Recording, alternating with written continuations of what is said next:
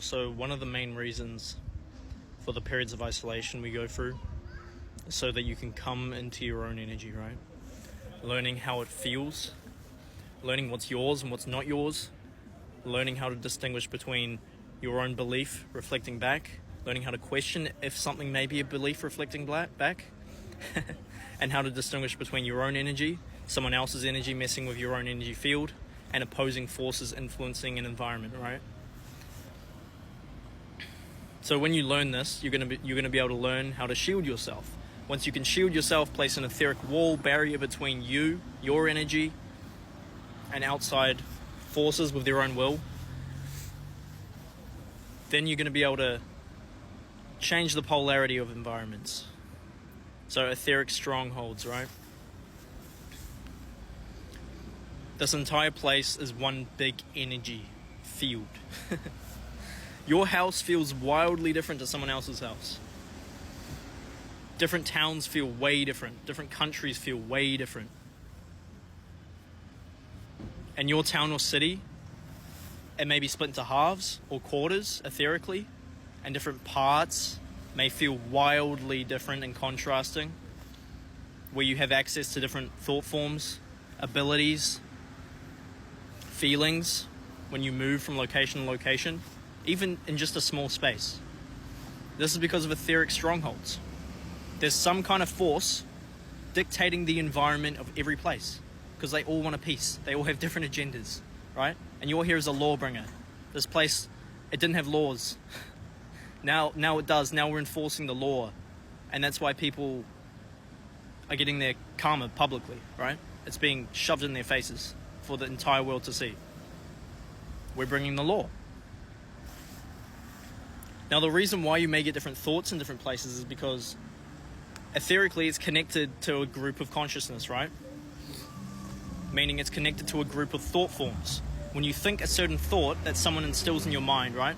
Say someone gives you an idea. You think about that idea. What follows that thought form? More thought forms, right? That's connected directly to that original thought form, connected to the group of consciousness it originated from. Now you need to have complete and utter confidence in your authentic self and who you are. This is going to enable you to reverse the polarity, switch the polarity etherically in different locations. You'll be able to take over, so to speak. Not like that. What you're going to be able to do, if you have confidence in yourself, is enter spaces where it feels extremely infernal, right? It feels very low vibrational. You can feel the forces infecting these people, using these people's little avatars, whether they know it or not. Some people do. They're weird like that. And you're going to feel opposition. You're going to feel this pressure build up around you. You're going to feel people looking at you. You're going to feel wildly different. You're going to feel like you stick out like a sore thumb, right?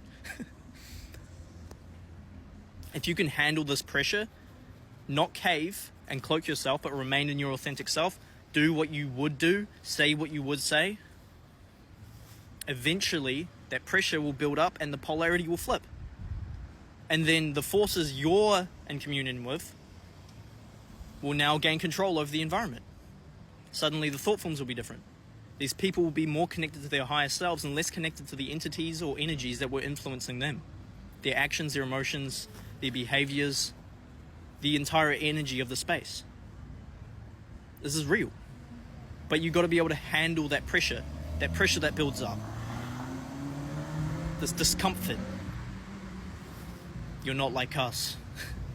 You're going to feel like you stick out. If you can have confidence in who you are, like immovable confidence, and be grounded in that no matter what, you'll be able to switch the polarity. You'll flip it. It'll flip. And all of a sudden, these people it may clear up their energy fields real fast, right? And suddenly they'll change a bit. They might not change like that, it'll be different for different people depending on where they're at in their own spiritual journey. But the energy will clear up. And then you'll be able to bring in forces to remove all the garbage etherically and instill new forces.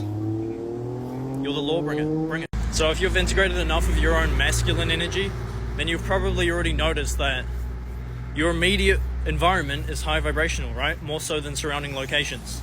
You'll probably have noticed that the people are nicer, they're more authentic. There's stores that are authentic. There's stores selling high vibrational food. The views are high vibrational. There's a higher emphasis on community, right? You'll notice that people have more abundance around you in your surrounding city, town, location, wherever you are. You'll notice that people have new cars all the time. There's new stuff appearing. That's you. You're doing that. That's your energy. Fair warning, don't expect no pushback if you're going to try and take over. A lot of these entities, a lot of these forces, they're not just going to let you take over their etheric stronghold. They're not going to take that. And you might face some pushback. People yelling, people going crazy, people screaming, people throwing things.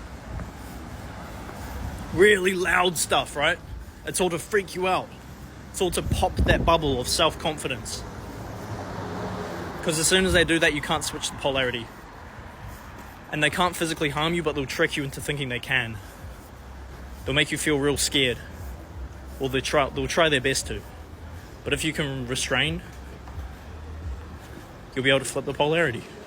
And when you do, the more resistance you face, the higher the reward, the higher the payoff.